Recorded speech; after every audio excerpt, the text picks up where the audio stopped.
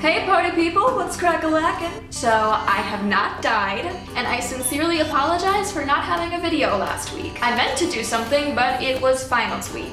And I was moving into my new apartment, and it was just a lot to handle in one weekend, so please don't hate me. But it's okay because there's an extra Wednesday in May, so that means you'll still get your 3 videos this month. It all evens out. And I'm really excited to get back in the game because this month's theme is really close to my heart. And that theme is honesty. And this is a theme that I talk about in every single one of my speeches, no matter what the topic is, because I feel that honesty is the secret ingredient to solving most of life's problems. Because honesty is so much more than not lying. Honesty is a way of life. It means having the courage to express deep emotions, live with integrity, and speak out even when the truth hurts. And I think that a lot of people believe that honesty has to be a system, that it takes more than one person in order to be real.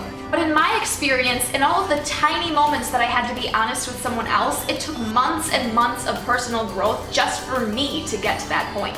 So I realized that honesty is actually an intensely personal experience. It starts within ourselves and then affects our relationships with others. And so, for example, I see with teenagers quite a bit, I see that people have problems with their friends or significant others, but instead of expressing their emotions, they like to hold everything in. We say, oh, that didn't really hurt me, or no, that's okay, just because we don't want to look weak. And we start making excuses for people because we don't want to risk losing them by saying what we feel. And we hold things in because we don't want to look vulnerable or weak or crazy, and even though those things might help us avoid a really difficult conversation, in the end, it isn't fair to us. Because when we don't speak up and we allow our relationships to keep being toxic and unhealthy, it makes us more unhappy, sad, and uncomfortable. So when we lie to ourselves to make other people comfortable, we deny ourselves true happiness. And doing that is terrible for interpersonal relationships because when we live in these comfort zones, grudges, resentment, and disappointment take place. So in order to save those friendships, we have to do something different. And honey, the truth will set you free. When we sit with our emotions, they get bigger and bigger until they boil over. And then we lash out at our friends and say things that we regret. And so just like we talked about last month, time plays a huge role in how we handle our conflicts. The longer we wait, the messier they get. And when we hold things in, nothing gets solved. But when we release our emotions in a calm, kind, timely way, everyone wins. But here's something I bet you didn't know. Being blatantly, completely, fully honest is difficult.